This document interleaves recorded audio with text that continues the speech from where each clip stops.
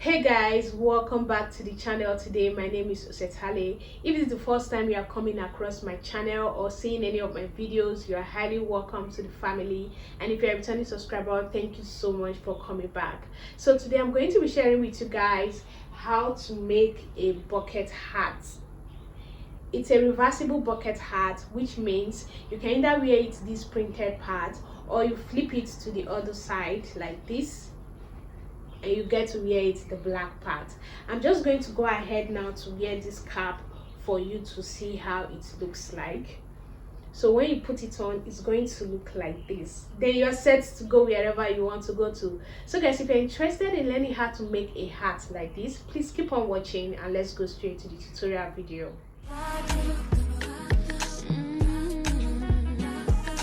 So guys, to make this hat, we are going to first draft it out on a pattern paper. I'll be using this for the circle, I will use this for the middle part, then this one is going to be for the flare.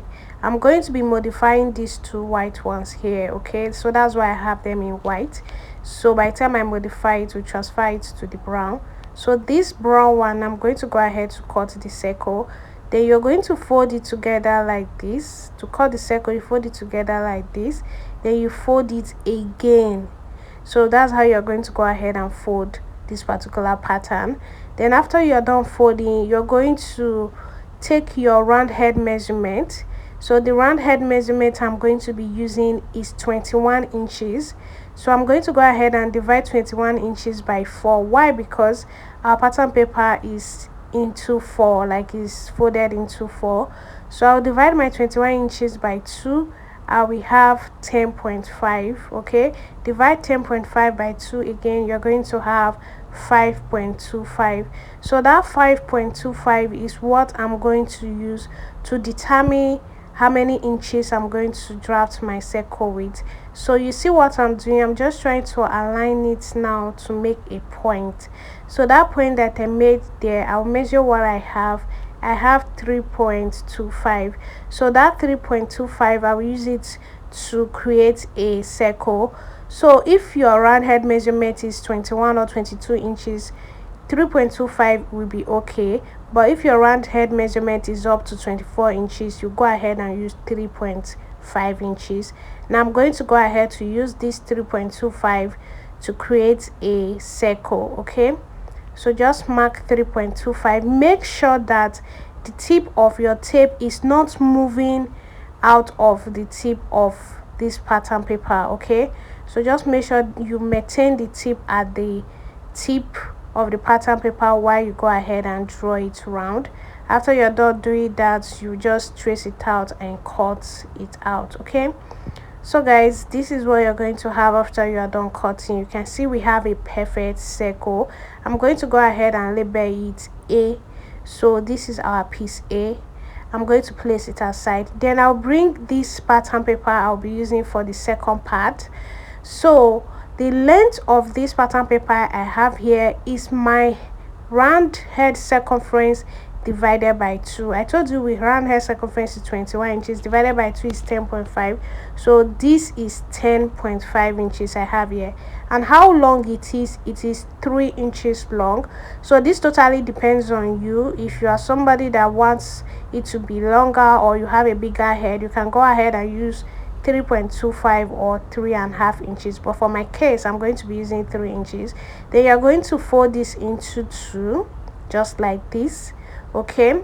Then you're going to fold it into 2 again. So we are going to modify this particular pattern paper I have here now. So after you're done folding it, you will realize you have lines on it. You're going to go ahead and cut the lines. So when you cut it, leave a little space there. Don't cut it to the end, just cut it and leave a little space there. So guys, this is what you're going to have after cutting. Now I'm going to bring a brown pattern paper. I'll place this white one on top of the brown pattern paper, okay? So just place it like this and pin it down at this edge. So you tape it down at this edge. Now you're going to be doing like a slash and spread method.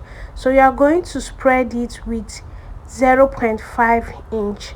So just spread it open with 0.5 inch and tape it down. Then you do the same thing to the other part, 0.5 inch, you tape it down, and the last one 0.5 inch and you tape it down. Now I'm going to go ahead and trace this out. I'll just use the scissors to trace it out like that.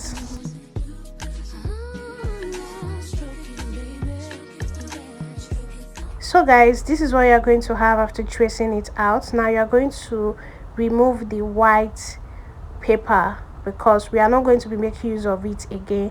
Now this brown one is the one we are going to be making use of. You will label it piece B. Okay, now you're going to place this aside as well. Now you're going to bring the last one, which is going to be for the flare. We are also going to be modifying it. So the length of this last one is the length of the down part of my piece B. You know, after you are done doing splash and spread method, it will be longer. So just measure it to see how long it is. In my case, it is 12 inches. So this last pattern paper will be 12 inches long. Okay, so the width of it is also 3 inches because I also want the flare to be as long as 3 inches. So 3 inches is just perfect for the last part, that's the flare. Now you're going to fold it into two, like this, fold it again, then you're going to fold it for the last time. So you're going to fold it into 3 different times. You fold it 3 times, then you open it up. You have gaiters on it again. Go ahead and open up the lines just the way we did for the piece B. Okay, so after you are done opening it up, you're going to have it like this. Now you're going to bring a fresh pattern paper again, a brown one. You place it on it and you make sure you start from the end here, guys, and tape it down. Now you're going to be doing a splash and spread method again. Now you are going to be spreading it with 0.75 inch, 0.75, that line in between half and 1 inch. So 0.75, that's what you're going to be spreading it with. So just open it up, measure 0.75 like this, then you're going to tape it down. So you're going to keep doing this till you are done doing the whole thing. Okay,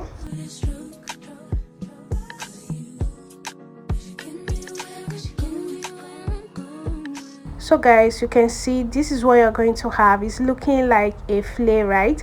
So now you're going to go ahead and cut this out.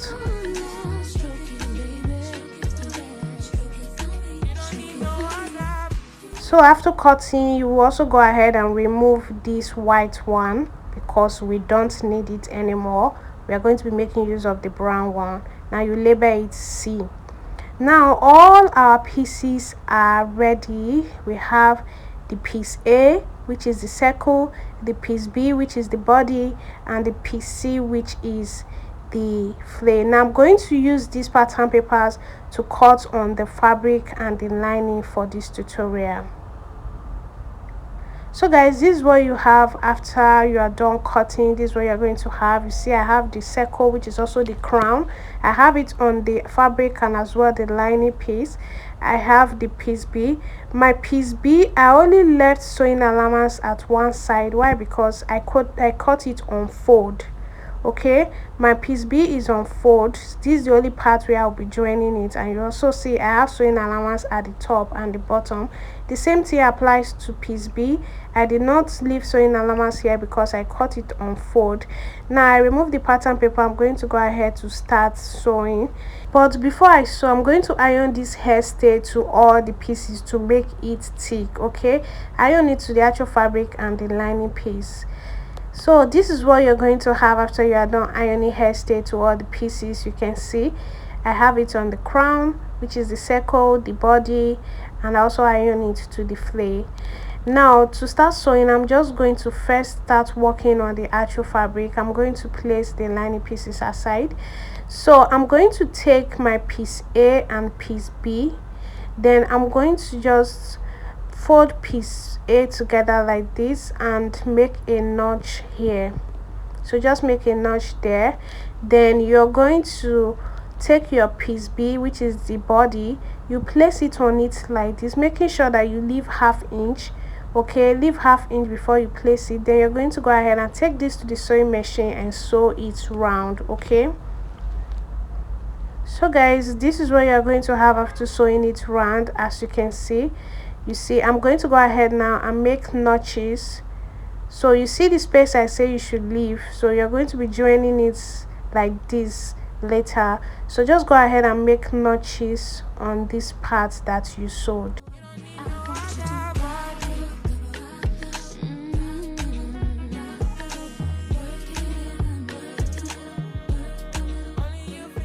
So guys, this is what you're going to have. Okay, now I'm going to bring the third piece, which is the flare. I'm going to place it together with this second part, which is the body. Just place it together like this, and you go ahead and sew it round. So this is what you're going to have after you are done sewing it, guys. I also went ahead to make notches on it. So this is it. Now you're going to place this open part and go and sew it together. Then after you're done sewing, you stitch it at the side too. So this is what you're going to have after you're done sewing, guys. Now our cap is almost coming out. You can see it's already coming out. So this is how it's currently looking. Okay, so this is it. Now I'm going to bring the lining pieces. I'll go ahead and sew it just the same way I sew the actual fabric. So this is what you're going to have after you are done sewing the lining pieces as the actual fabric. Now I'm going to go ahead to join these two together. I will bring the actual fabric and the lining piece. I'll place the part where I joined it together. Then I'm going to go ahead and take it to the sewing machine and sew it round, but I will leave like 2 inches where I'm going to flip it out from. So guys, this is what you're going to have after you are done sewing it out. So this is the space where I will flip it out from. I'm going to go ahead now, flip it out. Okay,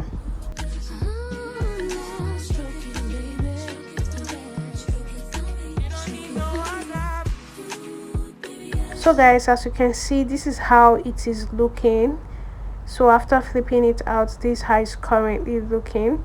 So this space that I have here, I went ahead to use hemming gum to gum it together. Okay, so now I'm going to go ahead and iron this part. Just open it up and iron it out, guys.